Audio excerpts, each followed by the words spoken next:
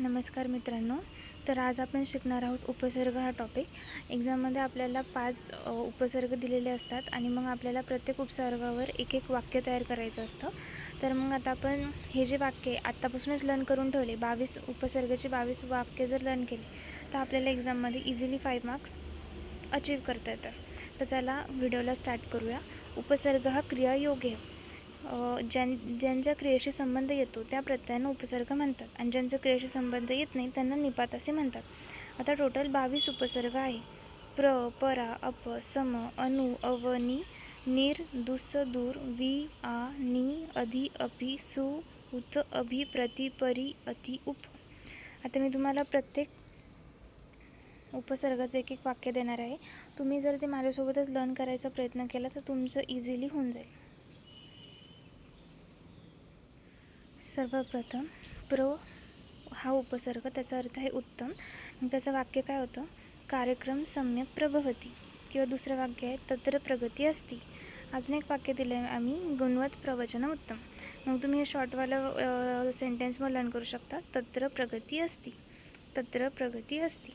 आता नेक्स्ट आहे परा. परा म्हणजे काय? विरोध. रामः रावणः पराजयत. रामस्य पराक्रम प्रसिद्ध असती. हे झालं परा. नेक्स्ट आहे अप. विपरीत किंवा पश्चात. त्याचं वाक्य काय आहे? रावणः सीता अपहरति.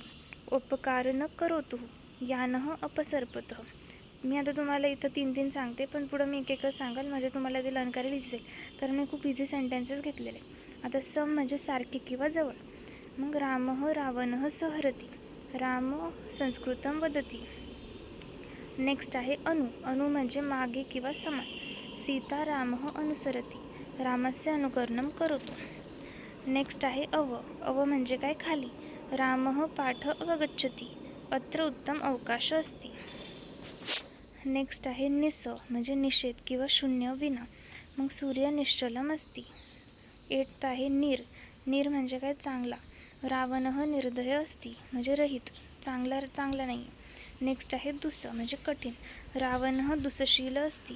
सह रुग्णः दुस्तः. नेक्स्ट आहे दूर म्हणजे वाईट किंवा कठीण. रावणः दुरात्मा अस्ति. नेक्स्ट आहे वि म्हणजे विशिष्ट. सीता वने विहरति. नेक्स्ट आहे आ. रामस्य आचार उत्तम अस्ति. नि निर्जल भूमी व्यर्थः. नेक्स्ट आहे अपि म्हणजे जवळ. अपि शास्त्रेषु कुशलः लोकाचार विवर्जितः. नेक्स्ट आहे अधि. रोगस्य अधिकरणं शरीरं. युवकः संस्थाया अध्यक्ष अस्ति. नेक्स्ट आहे अति. बालस्य कृते अतिसार अस्ति. वातरोगे तैलम अतिउत्तम. वातस्य अतिरेक भवति. सु. सु म्हणजे काय? चांगला. वृक्षः सदीर्घः अस्ति. गणेशः महादेवस्य सुपुत्रः. उत म्हणजे अतिशय. बालस्य उन्नती भवति. अभि. तत्र स्वच्छता अभियानम् अस्ति. भारतस्य संगीत अभिजातः. प्रति. सह प्रतिक्रिया ददाति. परि म्हणजे चारी बाजूला. सह परिश्रम करोति. उप सह उपवास करोति. अशा प्रकारे आपले 22 उपसर्ग झालेले आहेत.